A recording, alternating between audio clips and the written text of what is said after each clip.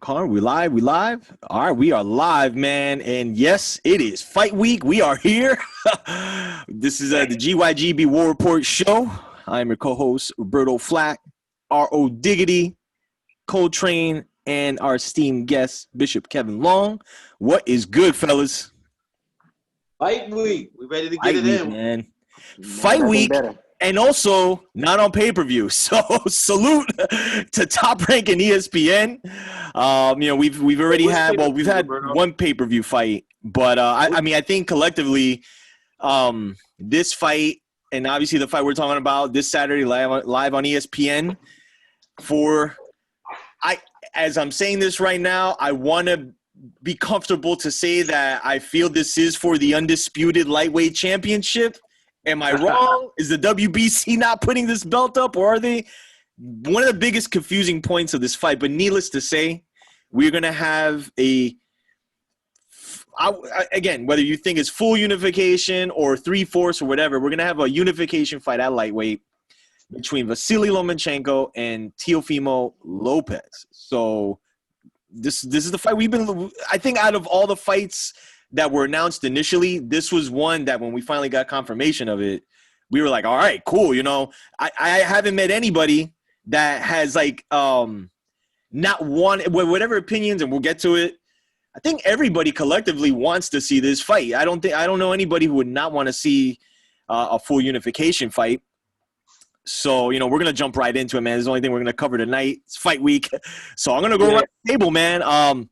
Let's start off with our guest, man. Mr. Bishop Kevin Long, man, let's just give me your 2 cents on the fight, or really anything you have to say about the fight, and let us know who you got winning. Man, I'm excited, Roberto. I said to so in a conversation that this is Floyd and Canelo 2020. I think all the dynamics are the same. I got Loma, but I think this will be a fight that kind of shows Teo where he stands. I see him pretty much being outclassed the same way that Floyd outclassed Canelo.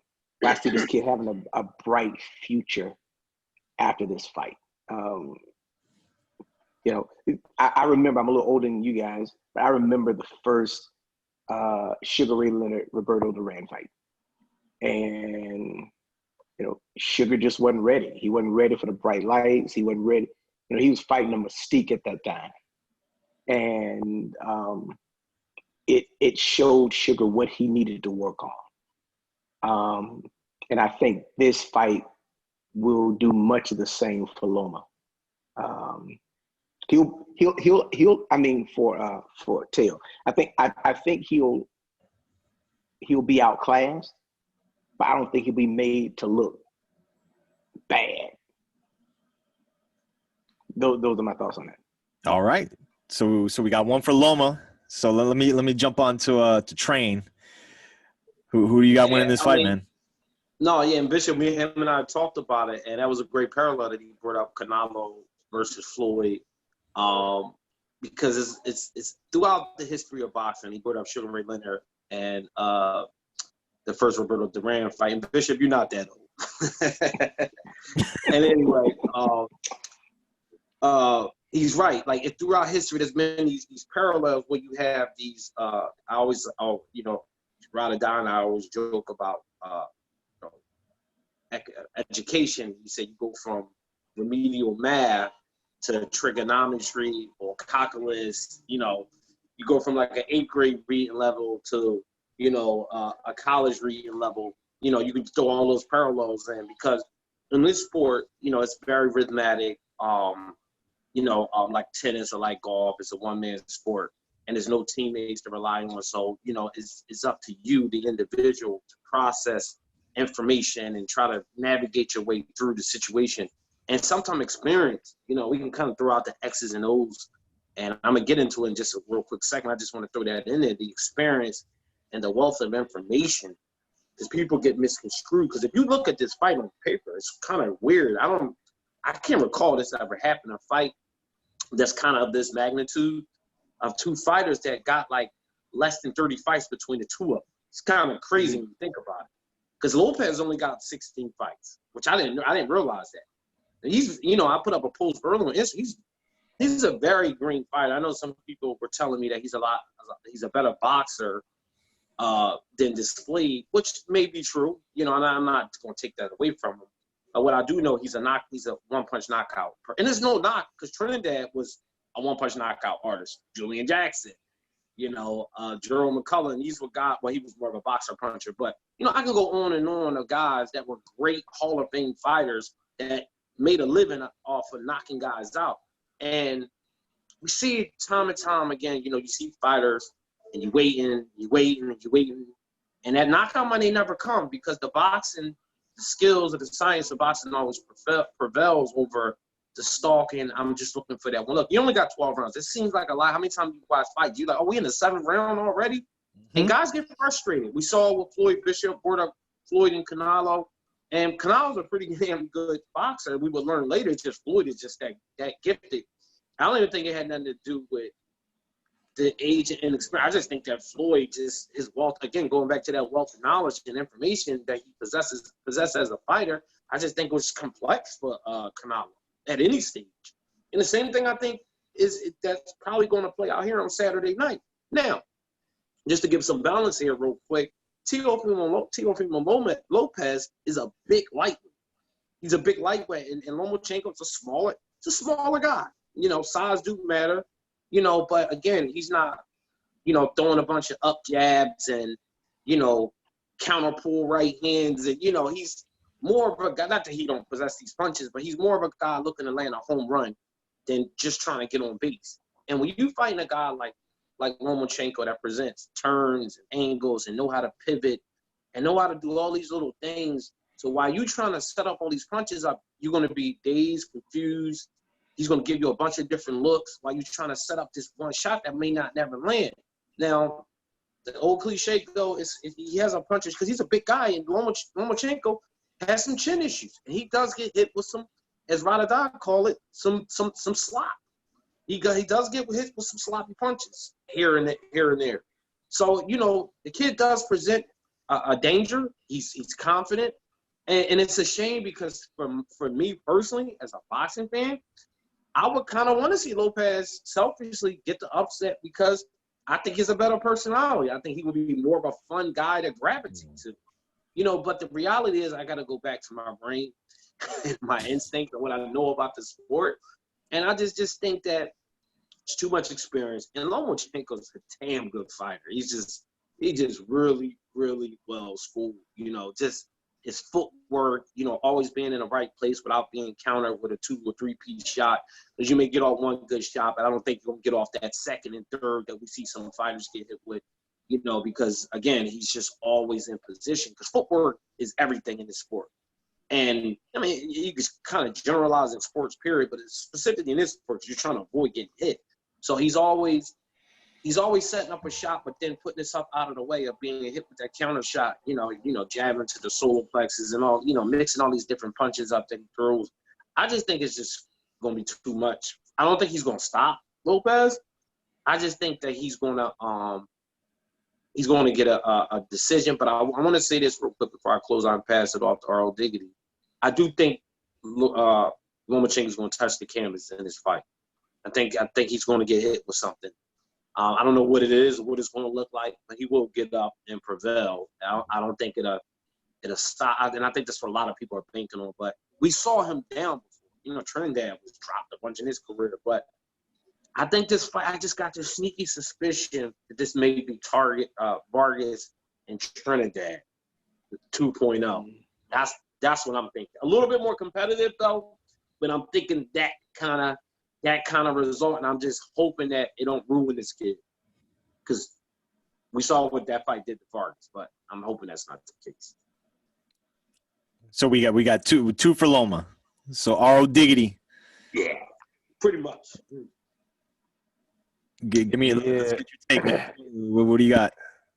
Yeah, I can appreciate what Bishop and Sewell said. The first thing is first. I was thinking about this. When you look at their, we tend to look at their pro record and we kind of like, you go somewhere, you look at box recs and you say, oh man, how many fights this guy have? And, Sewell, Coltrane just said that basically they had, less than 30 fights between them. But what's so crazy is when you look at the amateur fights, they have over 500 amateur fights together.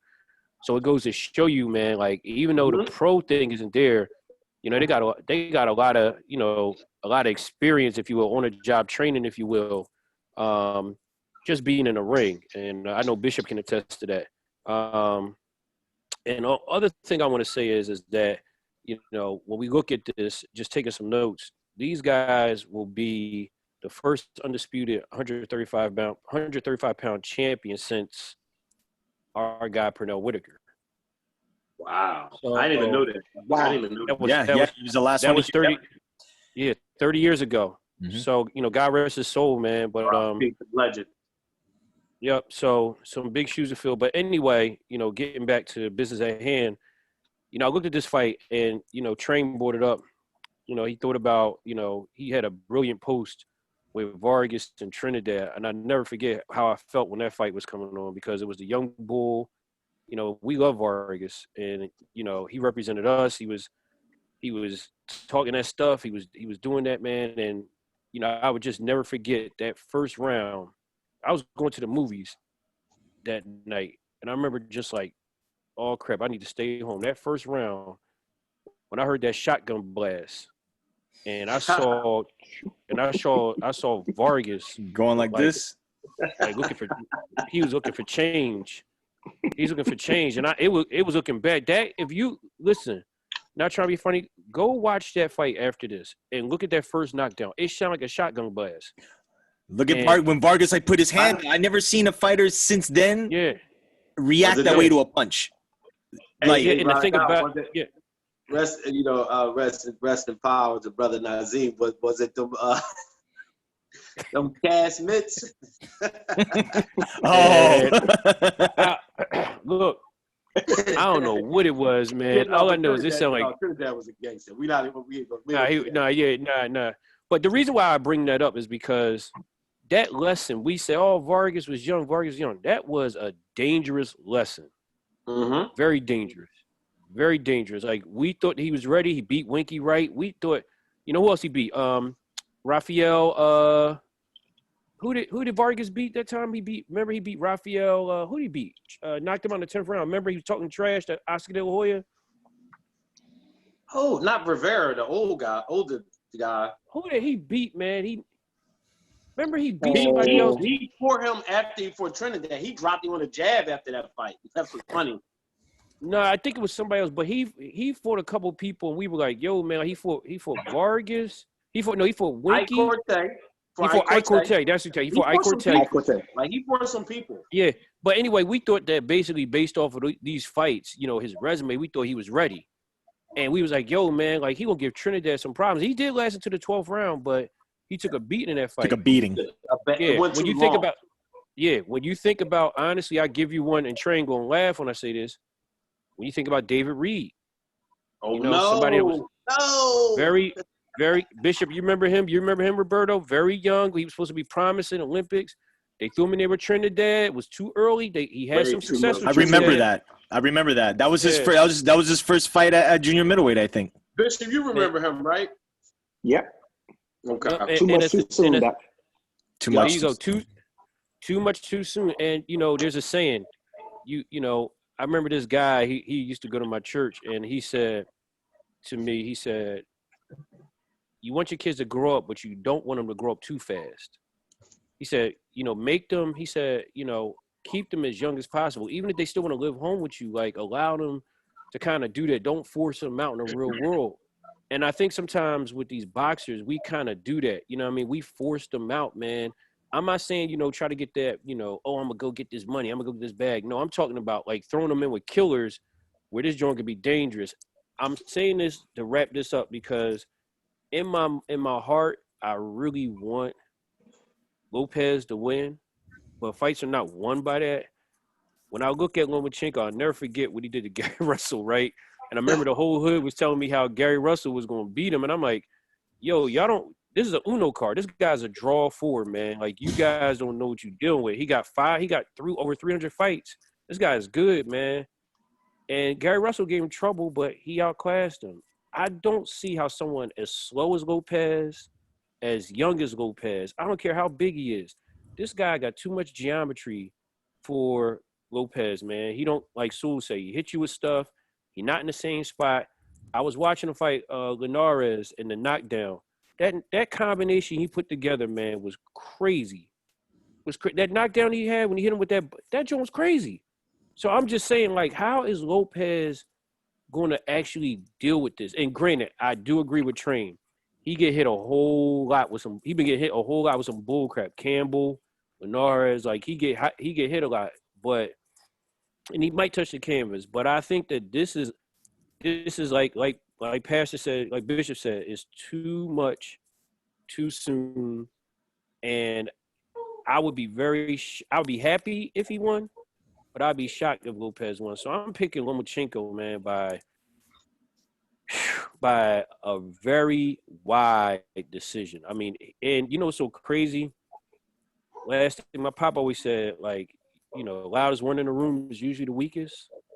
It's just so bad, man, how, like, I know we talk trash as fighters. It's bad, man. It's so bad, Train. Like, Train, you know, I see you over there, you know, and I know that this is just too much. It's too much. I'm like, look, man, and Lomo's sitting there taking it, and I think Lomo might put a Picasso on him, man. It might be like one of those dangerous lessons, man. So I got Lomo winning by a wide decision, man. And I hope Lopez pull it off. I really do, but he's too slow, man. And Lomo he's just a good boxer, man. He ain't Pernell Whitaker, but he a good boxer. Yeah, you all you guys make great points, man. I mean, it's I think all of us here collectively, man, kind of see this fight very similar.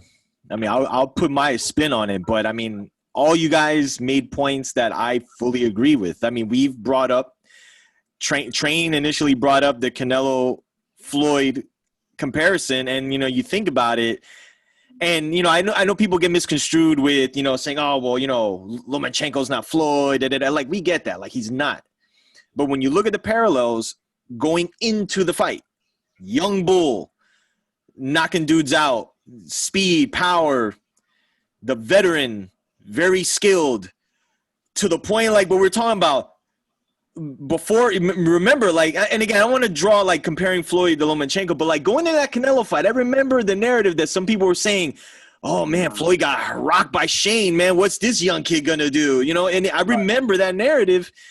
But it didn't really play out that way. You know, the veteran, skilled, experienced guy won the fight. And the more I look at this fight and I look at what both guys are bringing to the table, I forgot if it was you, Train, that brought up, or ROD, the amateur record. They have over, 500 some odd amateur fights. Like Lomachenko has 396. His record was 396-1 as an amateur. That's crazy. That's crazy. Then the thing too, like I look at it from the perspective of like what Train was talking about. You know, we've been seeing Lomachenko at least at 135. He's starting to get hit a little more. And I go to those fights, the Luke Campbell fight, the Linares fight, even the Pedraza fight, he had a little bit of trouble. But the thing I look at all those fights is that even the points that he was under adversity, he ended up dropping all those guys after he got hit. Linares got stopped. So the thing I think going into this fight, though, that is probably being a tad bit underestimated is Lomachenko's reserve as far as like when he's in trouble, because we've seen it already. He got dropped in the Linares fight. We're like, yo. And then to your point, ROD, what happened? 2 rounds later, throws that combo and stops Linares with a body shot. So this is the way I see this fight playing out, man. I think Teofimo, like you guys said, I think he's got youth on his side, but that can be very deceiving in boxing. experience takes you a long way. And I think Lomachenko being at 32, man, like I don't think we should go into this fight thinking he's an old man. Yo, like, listen, all of us here, and it's no shot. I mean, we are what we are, man. We're all older than 32. We're not professional athletes, but I don't think Lomachenko's going in there as an old man, you know. And I just feel as this fight progresses, after the first 4 rounds, which I think where Teofimo was very dangerous. We've seen it play out in other fights. As the fight presses on, though, man, I just think the IQ is going to take over, and you're going to see little by little by little Teofimo get very frustrated. And listen, I'm going to go out on a limb here, man. I feel Teofimo is going to get stopped late in this fight.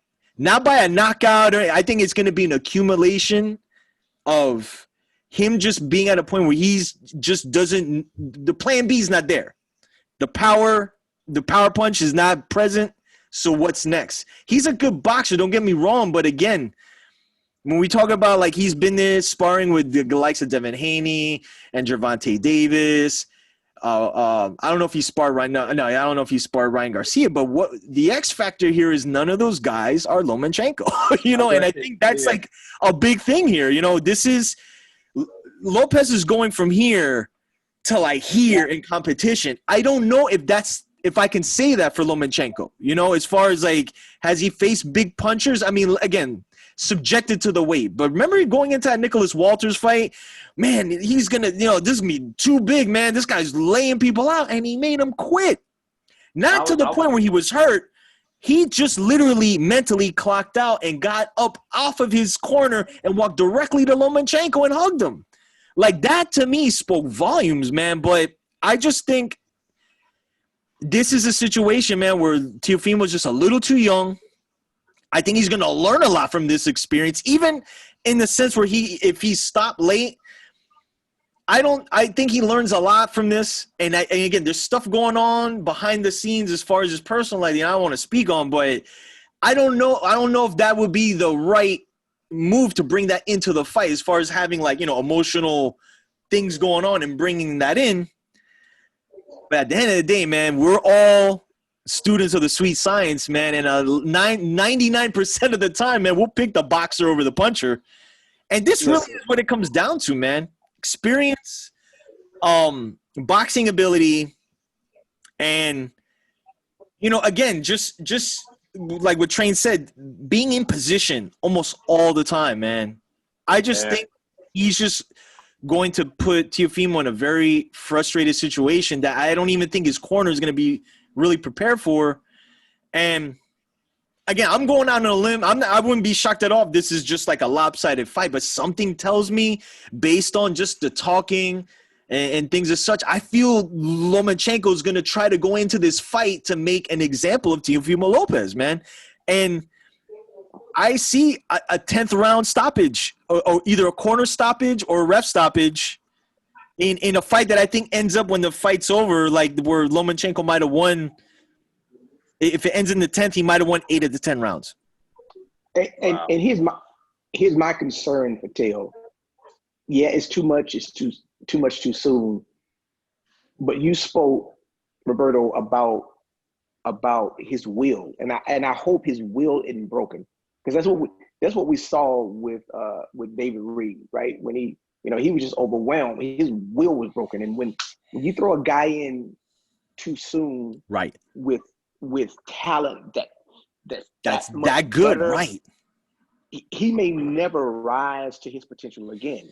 And you mentioned so his sparring partners. I think it was who Tank and Tank and Roberto, and these are cats that he will have to fight at some point, right?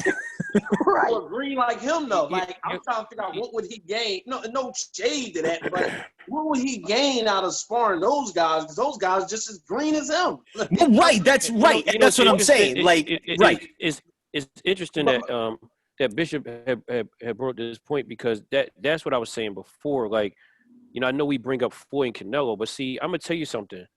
That was a safe lesson for Canelo. True. Does that make sense? No, yeah, you're right. You're right. No, Because you know, what did he get? He got a couple of bruises, and you know, he got embarrassed. You know, Floyd dipping and ducking, he's laughing. Never gonna knock him but out. you might knock him out. he was right. But right. But listen, this, you know, what I'm saying about this guy is, I mean, this guy has some crazy, like, training. I was looking, he got some crazy angles, and like, I remember growing up, they were saying, well, what punches hurt the hardest? The ones that you don't see, or the ones, or from a power puncher that you can see. And his aim, you know what it is? The accuracy. Yeah, it's like he put, I'm gonna give it to him. Yeah, he put combinations together that I don't really know, man, if like Lopez Lopez is so slow. I could see him just looking pedestrian in this fight, man. It's his feet. His feet are slow. Like he's not the slowest guy with his hands, but again, man, like a lot of your feet like is really the determining factor in a lot of things as far as like your approach, man. And go ahead, Bishop. I'm sorry. Go ahead, Bishop. What you say? No. I think his was going to overwhelm him, man. Because Loma like can switch gears. He changes rhythm. When he knocked Linares down, man, the guy just shifted into a whole nother gear and threw punches from angles that, man, you didn't see those punches coming. And I think for a young fighter like Teo, that can be overwhelming. So it's not like he's, you know, if in fact, you know, what you said, Roberto, happens, there's a 10-round stoppage. It's not going to be like he got caught with a punch and couldn't respond. He will have been pummeled. That's right. That's what I'm saying. I think it's going to be a systematic breakdown, like as the fight goes on, and the body punches. Because the thing with Teofimo, man, he's only had one fight go to 12 rounds. Yeah. And when that happens, that breaks a guy's will. So I got this. My middle brother, who was really my boxing idol, right? He was a New York Golden Gloves champ. He's in the gym working out one day. Guy sees him, says, "Man, I need you to spar with my fighter. And, you know, I'll pay you $250 today to spar with him." I don't know if I told y'all this story the last time, but my brother said, "Okay, of course I'll fight him." You know, it was Boom Boom Mancini. Oh. Well, my brother's 2 rounds, and my brother never picked up his glove again. He literally broke his will. Wow. And that's my fear. Mm-hmm. That is my fear for Teo, that he may get so overwhelmed and so outclassed. Not to mention, you know, his dad is like Danny Garcia's dad, and he's gassing him. You know, and that was kind of what I was alluding to as far as like stuff outside the ring, but you know, it's So I don't know, man. I hope it's more like a Canelo Floyd experience for him. Right. Yeah. But I saw something in Loma's eyes that I hadn't seen ever. Mm-hmm. The press conference, right? Right. That bull, it's like he was looking at him like dinner, man. No, listen, he's like a character almost from a movie, right? You know those cliche 80 movies. You know the Russian, but he's a little guy though, so he don't have the stature of a villain, so it's kind of hard to celebrate that. He's like the no nonsense, you know, opponent you would see in like a cliche 80s movie, and he comes to I'm going to destroy you, like, you know, like that, but. Like you guys are all saying, and I actually posted to somebody, this Bishop. I said, the one thing about Lomachenko, you brought up the Linares thing, Roberto, he always imposes his will on these fighters. Like, I've never seen him in a fight where he didn't press somebody with his will. And and listen, guys like Linares, Walters, Gary Russell, I don't know if Lopez could deal with them. Like, this is another thing. It's such a leap. Like, I went to public school, right? Yep. I went to public school my whole life, pretty much, right? I went to private school from first to fifth grade, then I just went straight to public school. So I was going to try out for this other school, which is called Masterman. It's one of the smartest schools in the city. Riley Dow know what I'm talking about. So you had to go to testing for this school.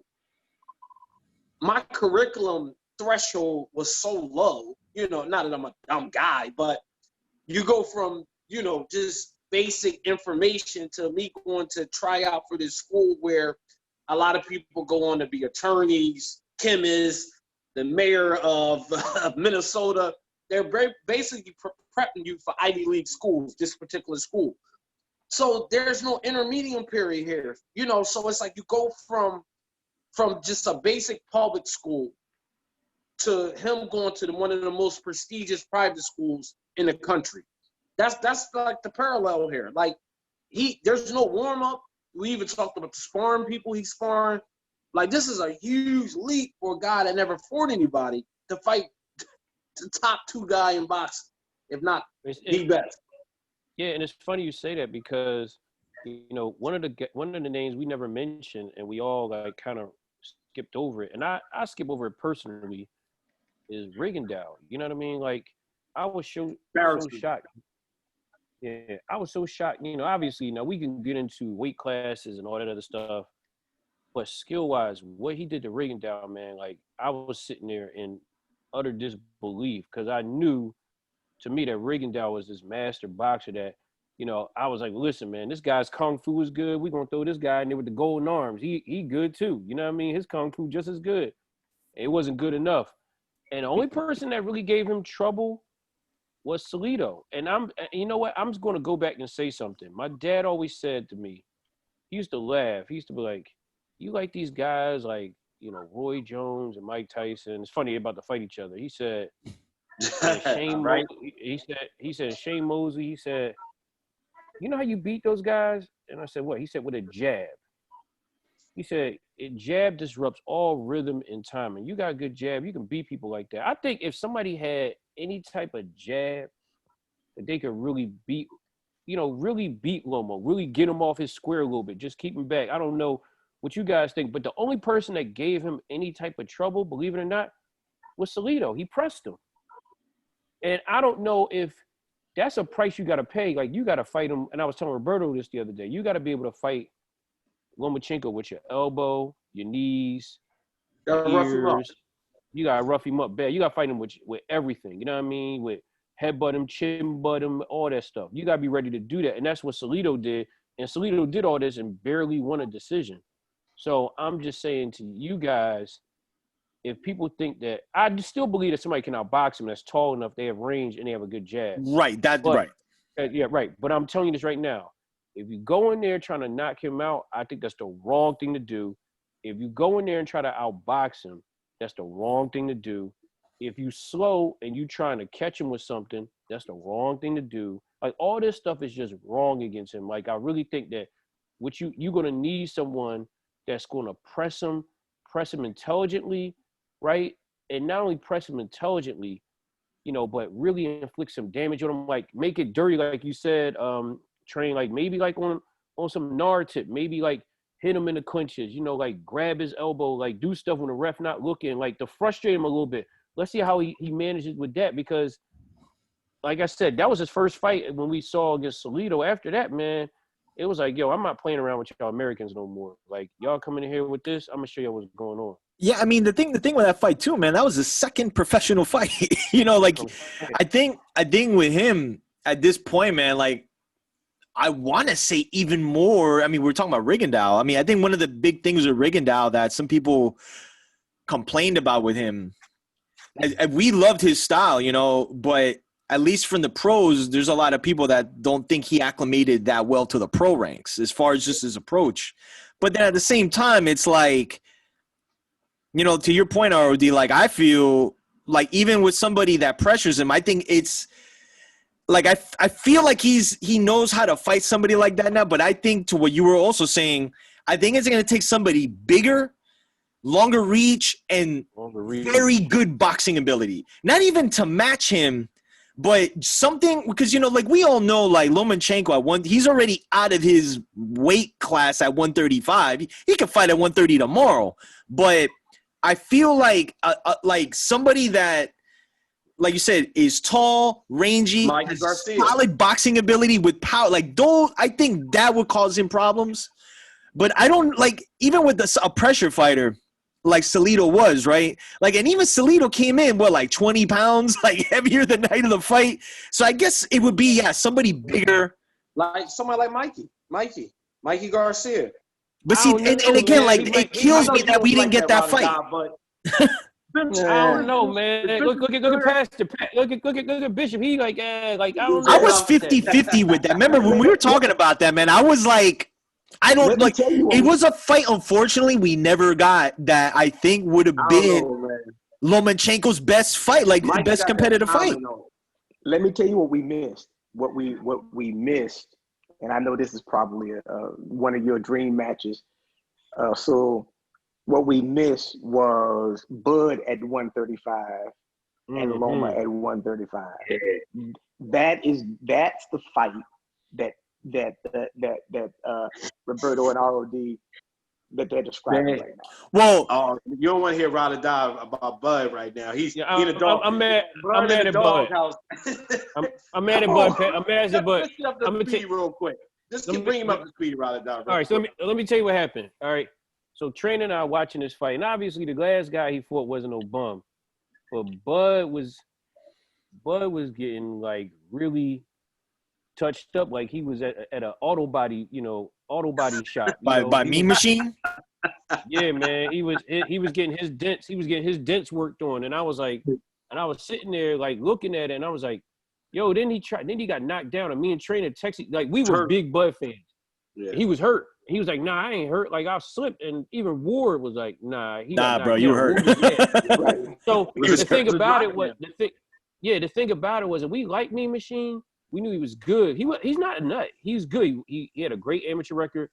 But the thing about it with that training I saw was that he was getting hit. Not once, not twice. He was getting hit with some crap that we was like. He stood like right there. He was like right in proximity. Let me finish telling you. He was getting hit with stuff. Like he wasn't getting hit with ones and twos. As trained, we were seeing him getting hit with threes, fours, and training. I was sitting there like, yo, this is bad. And so now, all that science we thought Bud had, that switching southpaw, all that stuff, I'm cool off Bud until I love him, but I'm cool off him. I don't have no expectations of him right now until he shows me otherwise.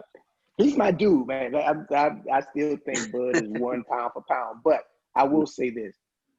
Everything that you saw in the Mean Machine fight, I saw it as well. But let me tell you what I chalked it up to. I chalked it up to his frustration with the level of competition that he has to fight.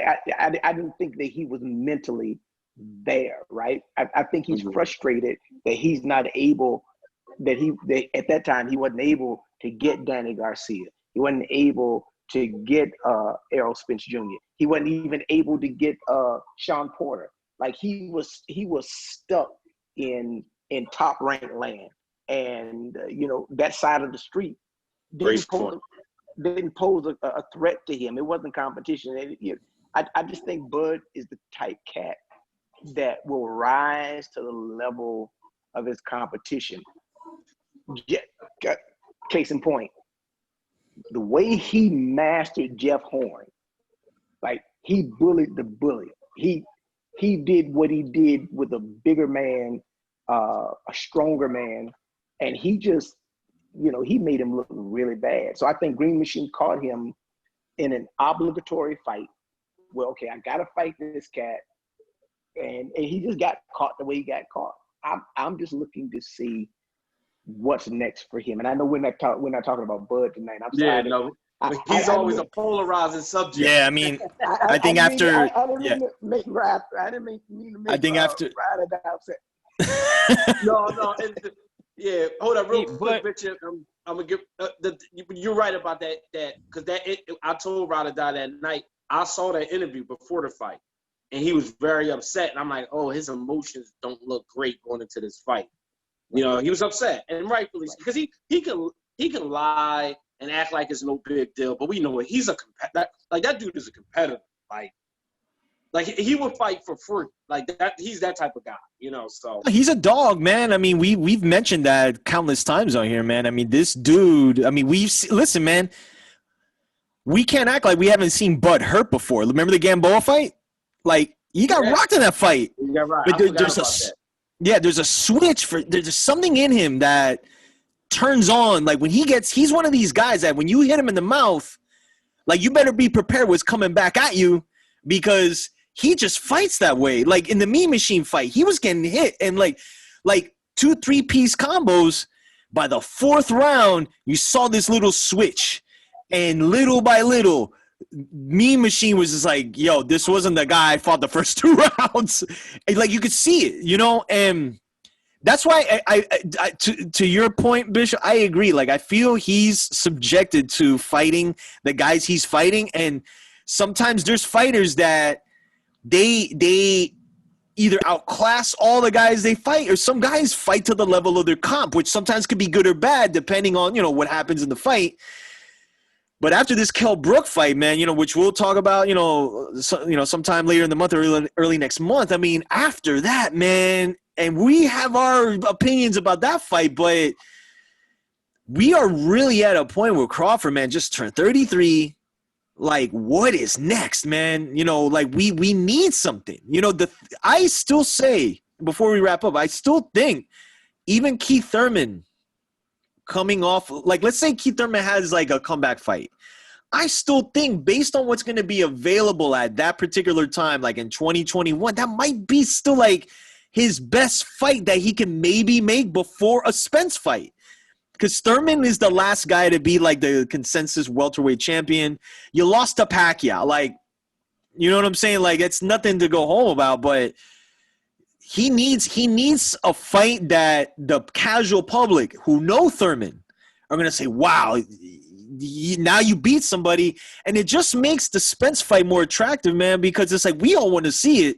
But from a casual standpoint, like the casual public's not going to look at like who Crawford fought and who Spence fought and say, oh, man, like, yeah, this is the fight. I mean, Crawford needs – unfortunately, man, he's been at welterweight for 3 years now, and we're still asking for more, you know, and hopefully after Kell Brook we get that. Hey, Bishop, you know what to tell you.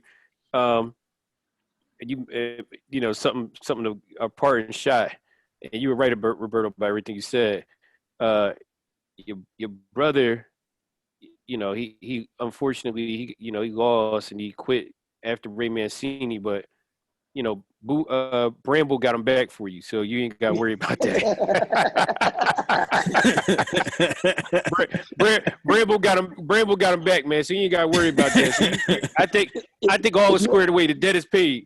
If you ask my brother who his favorite fighter is, he'll say Livingston Bramble. That was the first time. You want to hear something crazy?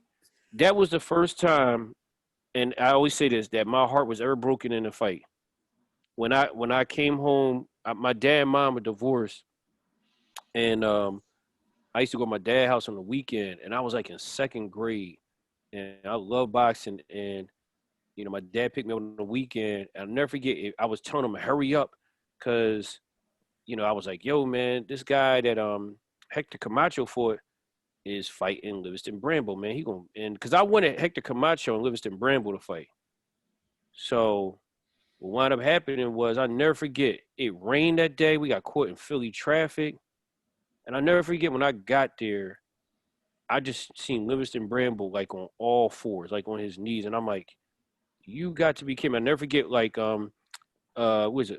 Larry Merchant, and what was the guy that was Barry Tompkins? I'll never forget Barry Tompkins was there, and he was just like, Livingston Bramble was knocked out in the second round. I couldn't believe, my heart was broken. Like, when I say broke, like, here's a guy that walked around with pythons around his neck. Like, this guy was a bad boy. Pythons around his neck.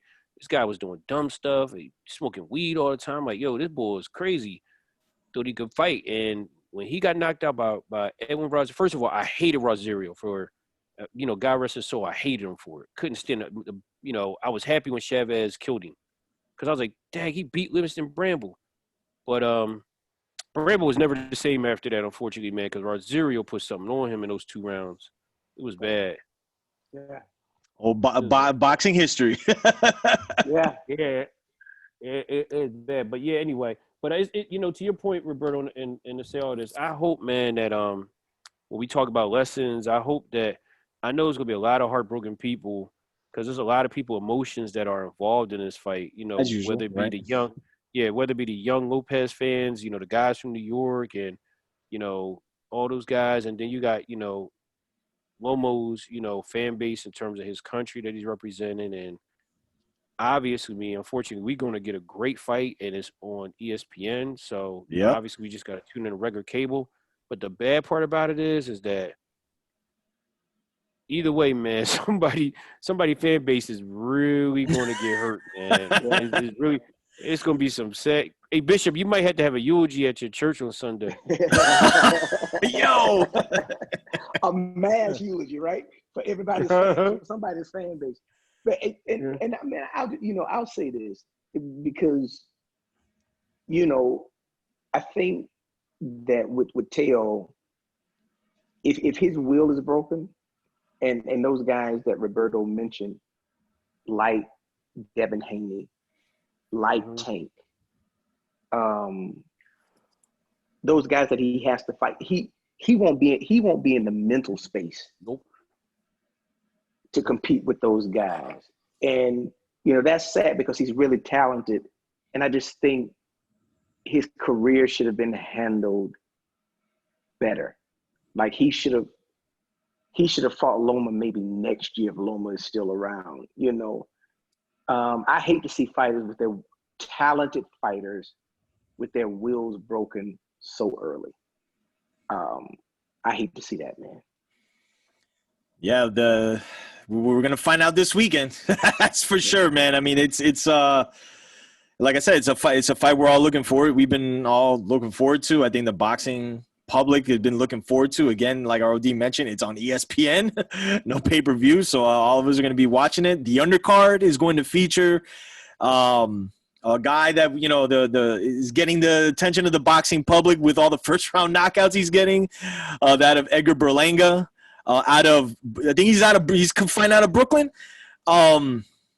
That for the casual fans that love knockouts, tune in early. There might be one within 1 or 3 rounds. So that's on the undercard. But besides, I think everybody's really just looking forward to the main event. All of us here got Loma winning. But yeah, man, I think the question really is, man, like, how is this going to parlay for both guys following, like, a win or a loss? We all gave examples. I mean, I think really for Lomachenko, man, I think really for him, he wins this title. It's like, what's next? You know what I'm saying? I mean, we'd love to see him and Gervonta fight or him and Haney and think, but it's like, are those going to happen? We don't know. Personally, I think Felix Verdejo is probably going to get the next shot. He's had, he's gone through his trials and tribulations outside the ring.